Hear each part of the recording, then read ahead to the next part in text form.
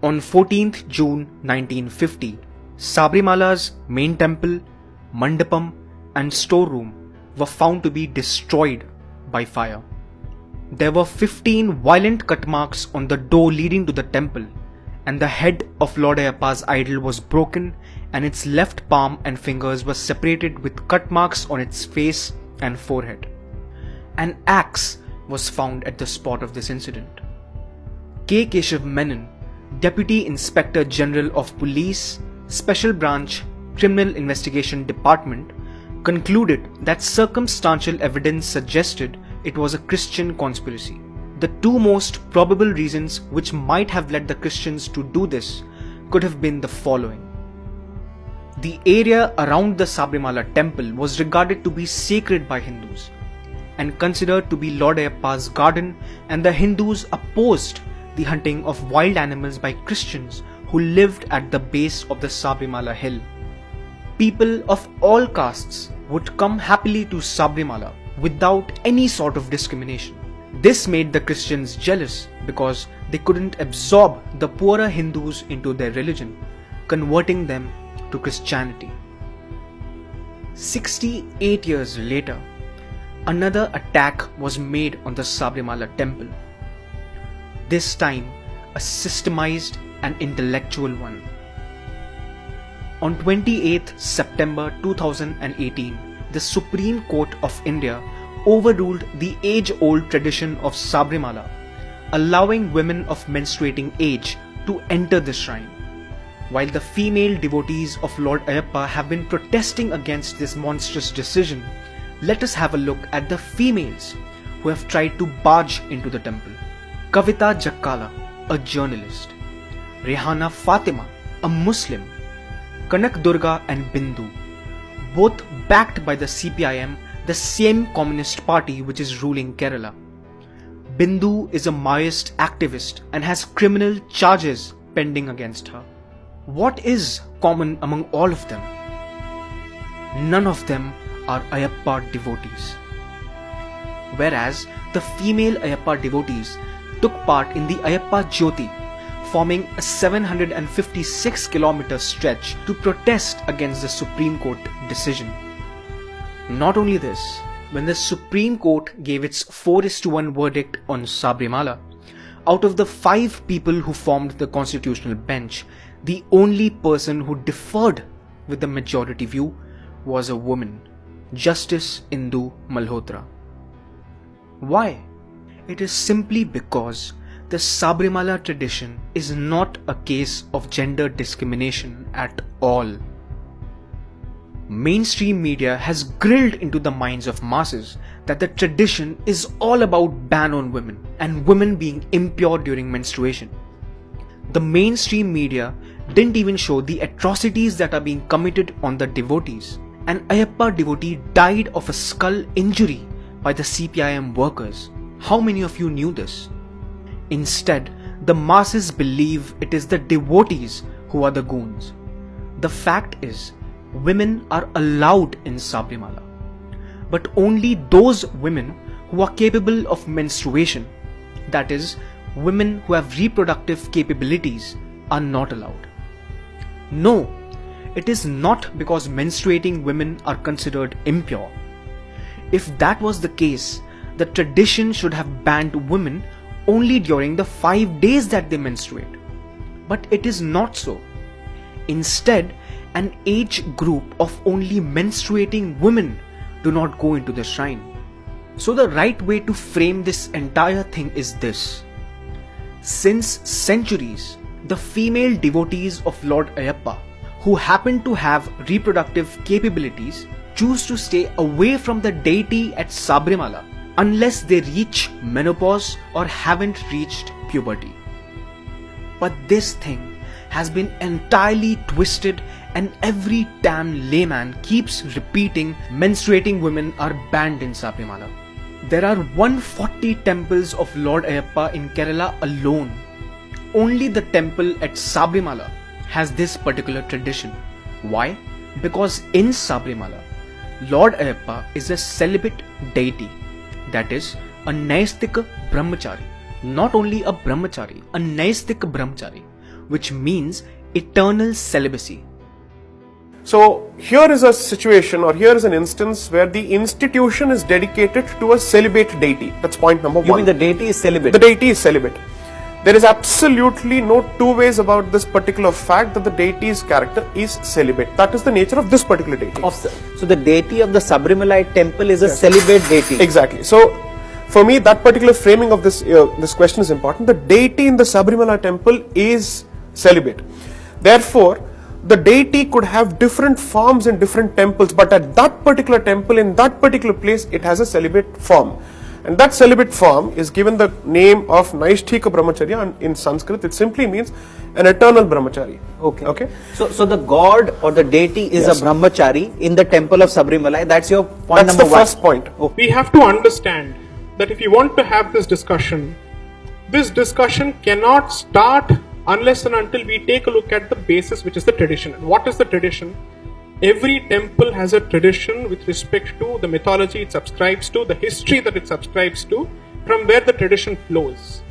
In this case, the deity of Sabarimala, Lord Ayyappa, has taken upon himself, at least that is the belief, the vow of Naisthika Brahmacharya, which means eternal Brahmacharya.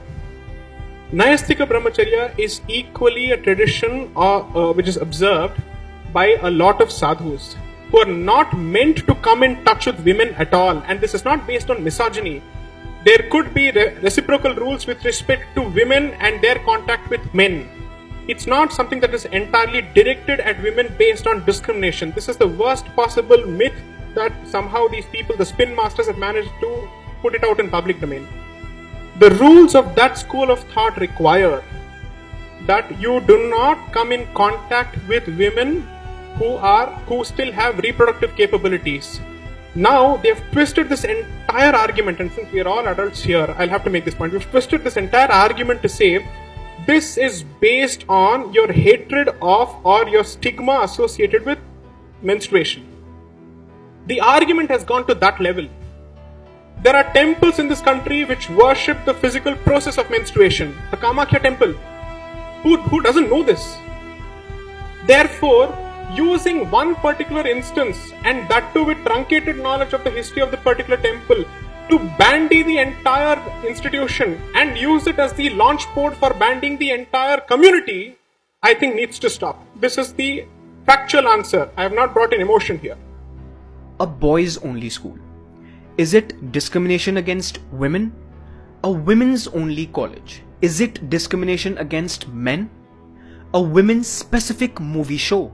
Is it discrimination against men? The traditional ladies' Sangeet in a Hindu wedding. Is it discrimination against men? Recently, a Japan's men-only island got a UNESCO World Heritage tag. Is that discrimination against women? Similarly, the exclusion of women in Sabarimala is not discrimination. It is just an innocent tradition. Tell one truth a day. Yeah, you can. Please, tell one truth a day. Yeah, you can. See, all I'm begging is, I'm coming here from 10 years of age. Ayyappa is like I live for him. Don't destroy this, please. I'm begging you.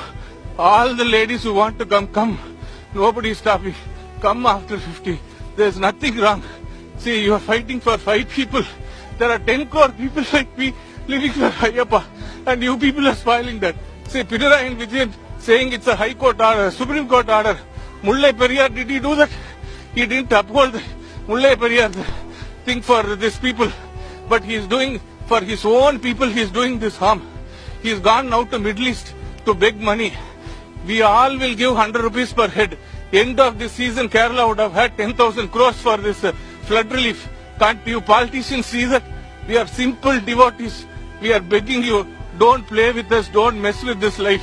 You have lots of other places to go play. Please don't do it here. Nobody is against women. Women are equal to us. This Irmudi is filled by my daughter, my wife, my mother. Everybody poured oil and send me. Poured ghee and send me here. I'm carrying that lady's wishes in my head. Everybody you see here in the head. Anna, veetla ungalku ella nerachudan anpunaga. Everybody has oil poured from the woman in the house. Can't you see this? Ladies, please, I'm begging you. You are superior to us. Nature has given you more power than men. Don't stoop so low to men. And media, please, one truth a day, please try and speak. Please. This tradition of Sabrimala is based on the specific Sthal Puran of that place.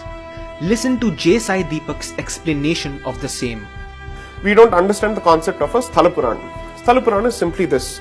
Every place has a certain tradition and it has a certain history which is captured in either in writing or in oral tradition. So this is nothing to do with geographical boundaries, it is areas in the country. No. Sthala Puran basically means the Puran that relates to that particular temple's history. Okay. So the temple is the reference to Sthala or Sthan, okay, and Puran is the history of that particular temple. Therefore, you have to ask yourself, did some man or some Brahmin sitting in some remote corner of the country suddenly decide to invent this particular practice and say, no, women have to be kept out? Or is he drawing support from a scripture? That's the question. The scripture that applies to this particular temple is called Bhutanatha Upakyanam. Half the people in this country, or half the people at least in most places, can't even pronounce this particular thing properly. In fact, in the court, most of the time I heard people calling it Nastika Brahmacharya when in fact it's Naishtika Brahmacharya. They turned it to atheistic brahmacharya. So that was the level of understanding and knowledge as far as this case is concerned. So the text is called Bhutanatha Upakyanam, which basically spells out the history of this particular temple, the origins of this particular temple, and the origins of the deity itself. Okay. So there is a discussion between a Devi who, according to the belief, continues to wait for Sabrimala Ayyappa to marry her. Okay. And he said, I am an eternal brahmachari, so I cannot marry you. Yes. And the day even one single new devotee, or rather the year in which one single new devotee fails to come to my temple, that will be the year that you marry me. Okay. Okay. So the tradition is that he is she is waiting for that particular year to happen. Yes. Okay. Now there's a decent chance that most people with their liberal, secular, modern values may say, no, this is just superstition. But who is to decide what is superstition and what is religion? Okay, that is for people who put faith in that particular system to decide. You mean all the people who have faith in the Sabrimala temple? Exactly. Unless and until you have faith in that particular tradition, you can sit in your armchair and you can continue to poo-poo that particular tradition, but you have no skin in that particular game, you do not have a dog in that particular race. So as far as I am concerned, your opinion is just an opinion, it may not even be an informed opinion. In order for you to gain access to a particular institution or a particular club, so to speak, whatever you call it, you need to put faith in that you need to go by the rules of that particular game. So is the case with Sabrimala as well. I gave this example even in my written submissions, which is, let's say there is a Ganesh temple in Delhi. There is one in Sarojini Nagar and there is a Hanuman temple in CP. Somebody says, I have rights under Article 25(1) to worship this particular deity at a public place of worship in a manner I deem fit, in a manner I choose fit, and therefore, मैं भोग में अभी chicken चढ़ाऊंगा. In Delhi. In Delhi, he says this. Okay. Now here's the important aspect. Individual rights are with respect to your right to practice your faith. Yes. But when you enter a certain place which is public in nature, and where we treat a temple as the abode of the deity, therefore the rules of the deity kick in. His house, his rules, her house, her rules. So we are going to the deity's house. Exactly.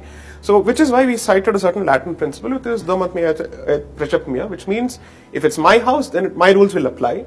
So as far as we are concerned, temple according to us is the abode of a living deity, as a consequence of which the rules of that particular place will be informed by the deity's wish, and there can be no two ways about this. Why are the communists and the Abrahamic religions so damn adamant on destroying the tradition of Sabrimala? Simple. Sabrimala pilgrimage is the largest annual pilgrimage in the world, with about 17 million people visiting the shrine every year. Obviously, if the modern day Asurs attack this and win over this, it is a huge blow to us Hindus, and our backbone is broken. This is how civilizations are defeated. Today it is Sabrimala, tomorrow it will be something else. And this attack is not something new. This has been happening since 1,000 years. This is precisely how we Hindus have been limited to just the landmass that we are on currently. Yes, Hindus are in danger, and if we do not wake up now, we let them destroy us all. It is interesting that Lord Ayyappa is considered to be a symbol of unification of the Shaivites and the Vaishnavites. This time, Lord Ayyappa is uniting the Hindus of the south and the north to fight against the atrocities that are being committed against us. Wake up now or see our culture being vanished right in front of our eyes. Please share this video with as many people as possible to open their minds about the issue surrounding the Sabrimala temple. Not only online, make sure you explain the issue to at least 5 people around you. Thanks a lot for watching the video and subscribe to FMF for more such content ahead.